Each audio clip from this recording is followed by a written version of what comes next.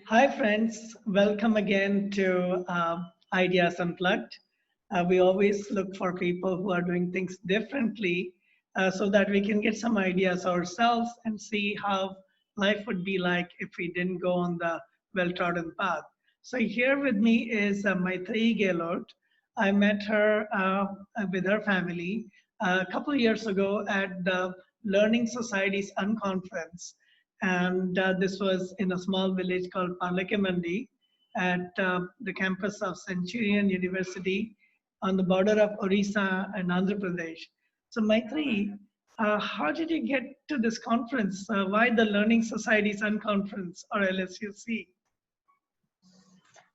I think like a lot of other people there, I was also one of the many unschoolers who was there at the conference. There with I think like-minded crazy individuals like myself. So So, you're a self confessed crazy individual, huh?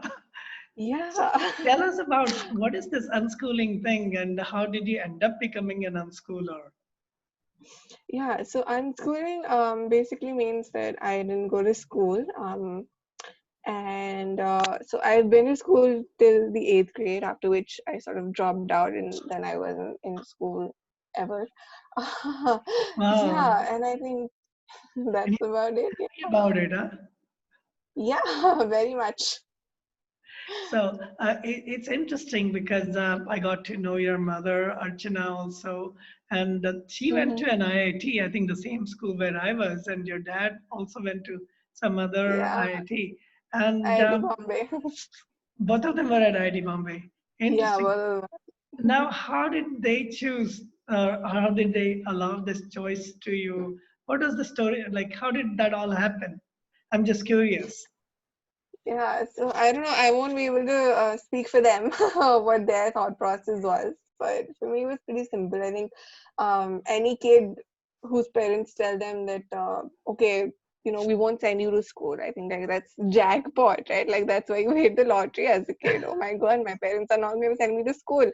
So I think that was about it. I think now I like to go back and think that or say that, oh my God, it was because I wanted to learn and all of this stuff. But like at the beginning, it wasn't that. At the beginning, it was just that I'm getting a chance to not go to school and I'm going to take advantage of that, whatever that means. So interesting because it's you've already been through your so-called school years and maybe even your Mm. college years. And I know that you had offers to join major colleges like was it the University of Chicago?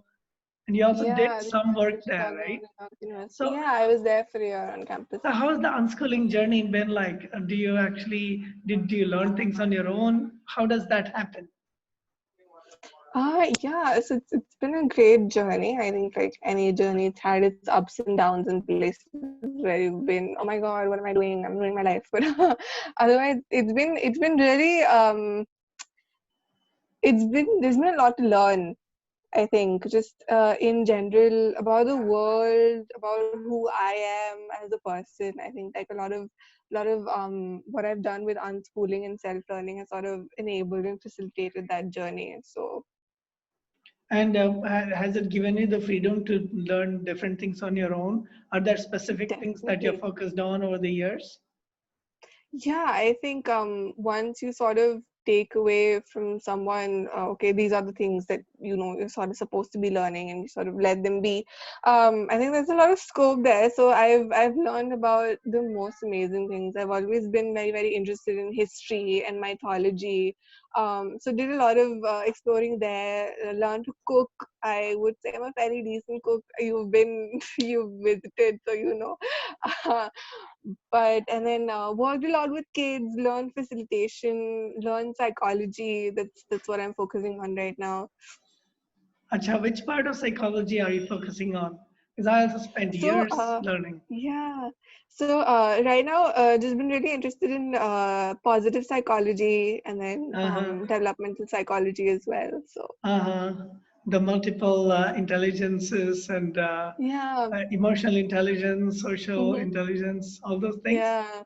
Hmm. Wow, wow. And there's a lot of whole modeling around how the positive edge and things like that, the positivity Yeah. advantage. Wow, I studied that for many years. also on my own, but then I went and got the stamp from Stanford saying, okay, I've studied the neuroscience of happiness and compassion. But do you ever feel the need for getting accreditation along the way? Or, because people give so much weightage to certificates and diplomas. Yeah, I think they do, but I think that's changing now. And I've always been able to find opportunities where me not having a certificate doesn't matter because they can see that I have the skills and I have the knowledge that I need. So, Mhm. And I know you've also been on an entrepreneurial path. So, what kind of things have you been yeah. doing? So, actually focusing on two things right now. So, both come from sort of my passion for two different things, cooking and then working with children. So, one is basically the startup that I co-founded a couple years back called Cotfoo. And the idea there was sort of just how can we connect people through food. So that's basically what it is. It's giving a platform to people who love to cook, home cooks, and then also natural farmers, where they can sort of come on board. We have a website, so it's an online platform, and sort of just showcase who they are, showcase their food, connect with people, that sort of thing. And then we have Asmakam, which is basically it's been 5 years, 6 years in the running now, which is a self-learning center that we run here in Indore. And again, it's basically just the idea was sort of create or try to facilitate the kind of space that me and my brother had at home while unschooling. So a space where people can come, youth, children, anyone really can just come, be in nature, explore, all of that stuff. So Well, it sounds too good to be true. And I've actually seen Asmakam as well as Codefoo. So I've had a first-hand glimpse of it. And what are the lessons you've learned in the process of kind of making Codefoo happen? You've been doing it for a while, and have things changed with the yeah, pandemic? definitely they have in a big way. But I think, I don't know, for us, it's actually benefited us a lot, this whole pandemic in terms of God food. So I think the whole idea has also just evolved a lot. So in the beginning, it was just this place where, home cooks could get on board, and then it was sort of like an Airbnb for food type of model. And now it's sort of also evolved to reflect more of our values as a family as well, with healthy eating and sustainable eating and stuff like that. So we have like natural farmers on board also, and then we sort of they have their produce which people can book, and then we deliver that across the city. So that's actually been going pretty well during the pandemic, since shops and all are closed, and I think So people do you just have also actually gotten deliver food? conscious. Uh, Yes, At we this do. time, you Yeah, actually deliver food. yeah, natural vegetables Uh-huh. and Uh-huh. other produce, so cold pressed oils and natural wheats and pulses, all stuff. Wow, you have the cold pressed oil machine and all those things too. Yeah, we have a person who's so we have a service provider who's doing it, who's on board as. Great, great. And where do you see yourself going with all these things that you're doing? I mean, I haven't really put too much thought into it. I think I'm enjoying the journey as it is so far. Really, actually leaning more towards whatever's happening at Asmakam. So maybe I don't know. Maybe I see a future as a facilitator, working with youth, sort of helping them find their paths, something like that. But not too invested in anything right now. Just enjoying where I am, and hopefully, really open to whatever the future holds. Do you see increasing interest in unschooling or homeschooling? Do you see that becoming a little more mainstream over the years? Yeah, I think it is slowly becoming, people are not happy with what the system is right now. And I think just sort of this increasing dissatisfaction is also prompting people to, explore different paths. So I definitely think it becoming more and more popular in the future. Like, if you want to learn something esoteric, let's say the latest in robotics or something like that, Mhm. how would you go about doing that in today's environment? Um, you have the World Wide Web at your Mhm. fingertips. today. And I think anything that you want to learn, you can find. You just have to be willing to put in the research and put in the work to sort of figure out what it is and how to get there. But Do you end definitely, up I think taking online you have so many resources. do you end up taking a lot of online courses like Coursera, Udemy, or anything like that? Yeah. So I've been actually really busy with work for the past some time. But yeah, before when I had some free time on my hands, definitely did a lot of online courses. So I guess the pandemic didn't change anything for you because everybody had to No, scramble to go online. You were already not at all. online. Yeah, I was already online. What are your feelings about the pandemic? So much has changed for adults and children. A lot of people Hmm. have lost jobs. A lot of people are worried about their health. Many Right. people are worried about children's education. Where do you see? Where do you see? In what ways are you able to help people? Because your life hasn't changed much, whereas many Hmm. other people have seen it as a very disruptive process. Yeah. Yeah. So, what would you recommend to people who are struggling right now with this massive change that's happening? I mean, I think it's just a great time to sort of experiment because you have the time on your hands and because there's no other option, so you might as well. So it's just a great time to really rethink what it is that we've been looking for and what exactly our world is, I think. And I think it really needs to change, and like there's no better time than now. And in terms of helping people, I think we just at Asmakam we've been trying to host a lot of online sessions for people, for parents and kids who are struggling in the pandemic, who don't know what to do education wise, stuff like that. So we've been trying to help along as many people as we can, sort of adjust to the new reality in that way. Uh-huh. And I see a lot of people spending fortunes on education. Hmm. Uh, with that kind of money that's spent in lakhs or you know dozens of lakhs, which is like millions of rupees if I were to put it in other contexts.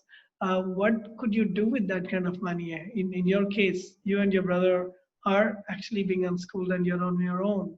So all that money is literally not being spent. What would you do if you were Hmm. given that money? Oh, I would travel, definitely. I think I think travel is the biggest teacher you can get. You Uh, figure out so many things and learn so many things while traveling. So like that's definitely what I'd do. I'd take that money and I'd travel. have you been? Did you travel before this whole lockdown started? Quite a lot actually. I've been traveling alone since I was 14. Tell us about your travel journeys. Oh wow. So many. I think I just remember the first time I ever traveled alone. I was 14, 15. I think When you're going just to a 14. new city. Yeah, when I was 14, traveling from Indore to Bombay and in a train nonetheless. And it was just, I think, first time I'd ever traveled anywhere alone, absolutely scared, completely disappointed and mad at my parents. And like, wow, how can they expect this from me? Like, just left me alone. Don't they care about me? What is it? But I think they were also trying to teach me things which I realized later on in life. But yeah, it was such a great journey because there was so much anxiety around it, and then but also realizing, I think, just the confidence that it gave me when I realized that I could do it by myself and that I did not need anyone else. I could figure things out by myself and sort of just the sort of empowerment that that gave me. I think that was something that I've been addicted to ever since. That feeling of independence and confidence. And is there any one journey or two journeys that stand out for you? Something that is like an adventure, something that is distinctly different from other journeys? Hmm. For some reason, I cannot I cannot think of anything of the sort. I think just every journey in itself has been very, very beautiful. Just the type of people that I've met along the way and the things that I've experienced. I think there's nothing that can compare. Like there's nothing unique about any one such journey or like something that stands out. I think everything's just been very, very beautiful Or in and maybe of you could itself. Maybe you can describe some things that you learned when you were traveling, because I am a big believer in traveling. I've been going around the world now for a few months, in spite of the pandemic. So it is very important. Yeah, What have you learned I during your think journeys? definitely. So one very beautiful thing that I've learned is I think in general the worldview that we sort of have on life and what we've been conditioned to have is that you can never trust people. I think like there's always that as a kid it's always been drilled into you, don't trust strangers, stranger danger, all of that stuff. And I think when you're traveling and especially when you're on your own, sometimes the only people that you can depend on are strangers, and like those are the people that you have to trust. And I think for me it's just been such a beautiful learning that 99% of the time people are good inherently. They want to help you out genuinely. Like, I think there's only 1% of the world that actually actively wants to harm you, and the other 99% just really wants to help you along your way in any way that's possible. And I think just seeing kindness of complete strangers in every way, traveling alone, sharing their food when they don't even have enough for themselves, or going out of their way to show me to where I have to go because I've lost my way. So I think it's just that's been one of the most beautiful learnings while traveling. One of the things I learned quite late in life was a stranger is a friend that you haven't yet met. Would you agree Yes, with that? I would definitely. And you must have met people like in remote parts of the country or even outside India. Have you traveled outside India as well on your own? No, not yet. I was supposed to this year, but then I was actually supposed to be in Europe right now. But And what are the other avenues of learning? One is, of course, online, and one is through experiencing and doing things that you care about, your passion. mm, Another one you mentioned was through travel. What are the other yeah, ways in which you've learned, or are there any specific? I'm just trying to understand it because so many yeah, people are still on the edge. They're not happy with the mm, schools, yet they're not doing something about it. So in this yeah. little session, I'm trying to kind of help people understand it from a student's perspective. You being in that role of a student and you've Mm. learned so much. And how did you end up at the University of Chicago being an unschooler? So, actually, thankfully, despite all of its flaws, the one good thing about the American higher education system is that they're not very hard bound on having a certificate. So they're very, very open to unschoolers and homeschoolers.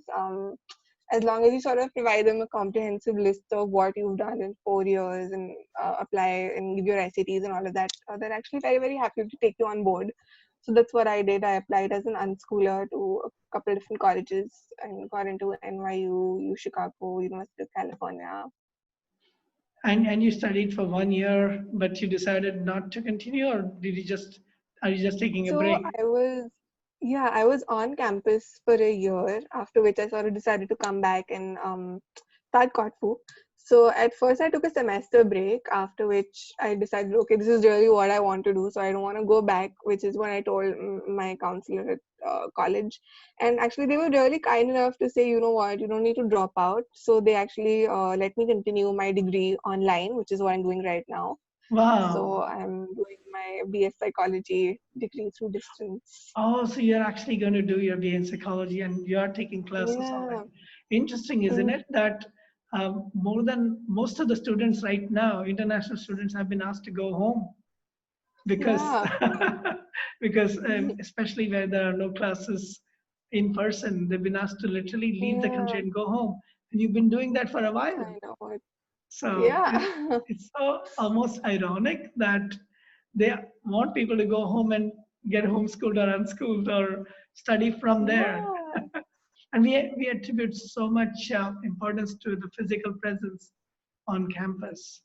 Do you ever feel Hmm. like you've missed out something like the social life on campus and things like that? Or that doesn't bother you?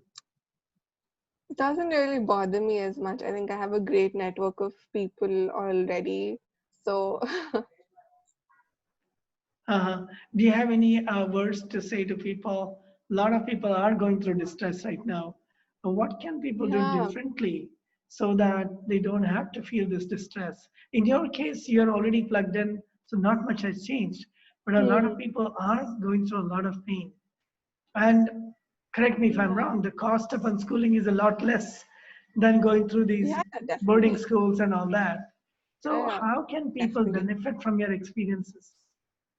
What would you suggest to people? Um, I think that definitely like any sort of big change, it's very hard to adjust.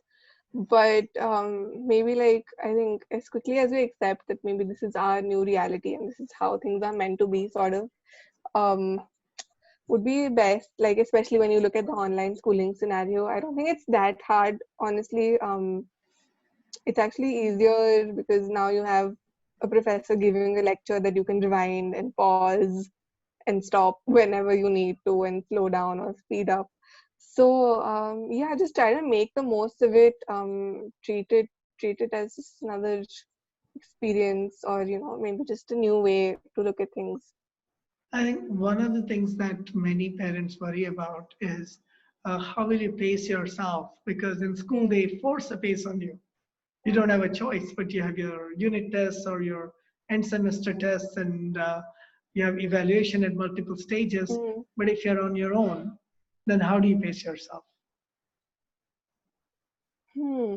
I just I don't know. So this might be a very like far-fetched answer, but just I think I've always not been in support of, I think, judging yourself up to society standards in any way or trying to pace yourself like that. So, for me, that's never been an issue of the sort because it's never much mattered to me.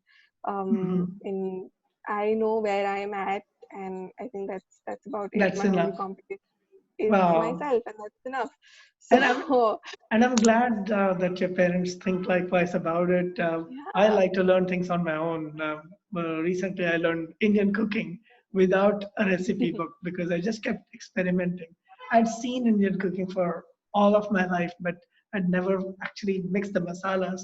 And I was in Mexico. Same way I learned Spanish using a lot of apps and immersion. I was in Mexico, so everybody was speaking Spanish.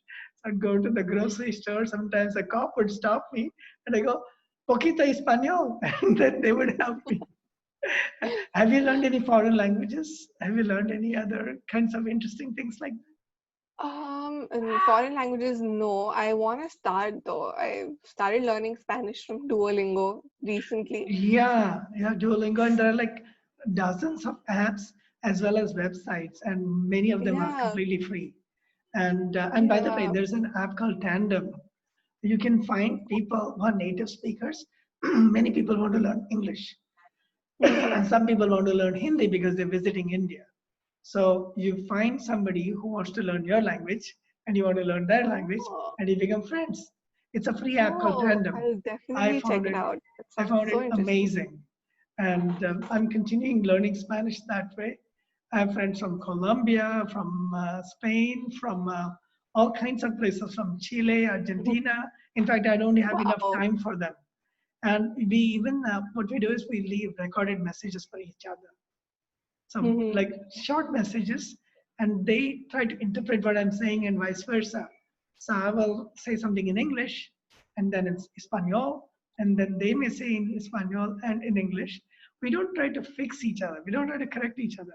We just try to comprehend what people are saying, and it's an Oh, that amazing sounds experience. amazing. Yeah, Yeah, because I'll it's definitely check that out. it's the closest to immersion, you know. Hmm. But again, I have seen the benefits of learning on my own at my own pace. It's a very natural process. And Yeah. other than the engineering degree and the, I don't have many degrees. I only have two engineering degrees. Besides that, everything else pretty much I learned on my own. But any other closing thoughts on how people can continue to learn on their own? Because the idea that you're done with college and you're done learning is something that bugs me. You know, we have to continue learning on our own all our life anyway, isn't it? Yeah. I think whether you want to or not, you're constantly learning, even if maybe it stopped in like the so-called conventional sense. But I think whether you want to or not, you're constantly learning and evolving in life, anyways. So just try to find more ways to do that, I guess. I think now is just the time, since time on their hands, to maybe pick up things that you've always been interested about, look up things online. I think you can find so many like courses on so many interesting subjects online. Check some of them out. Well, it's really a joy listening to you, Maitreyee, and talking about these things. I became an unschooler much later in life, but it's never too late. I've been Yeah, better learning late than I've been learning so many things on my own, including dance. And again, through immersion, wherever I go, I pick up the dance styles. And I'm so glad that we're talking about these things. And if people yeah. have any questions, what's the best way they can reach out to you? Yeah, because Uh, I would leave a way in which they can contact you if they wish to, if it's possible. yeah. www.asmakam.org is our website. Just Great. message me through there. So the website is the easiest way. They can leave messages Yes, there. Okay, definitely. great, Yeah. great. I will include that. And so glad that we're talking about it. And to anybody Yeah. Thank you listening, for having please me. check out the Asmakam website. I will have the link below this video. And yeah, I was there only for like 3, 4 days. It was like being in heaven, just seeing how much people learn and how much we can learn from each other. So thanks again. Do you have any other things to say? No, no, just so grateful to you for having me. Anyone who's listening, thanks for listening. Okay, and let's just say bye to everybody and Bye. enjoy the pandemic, even though that means we have limited mobility. There's so much we can do Yeah. at home, and hope to see you again soon at the next episode.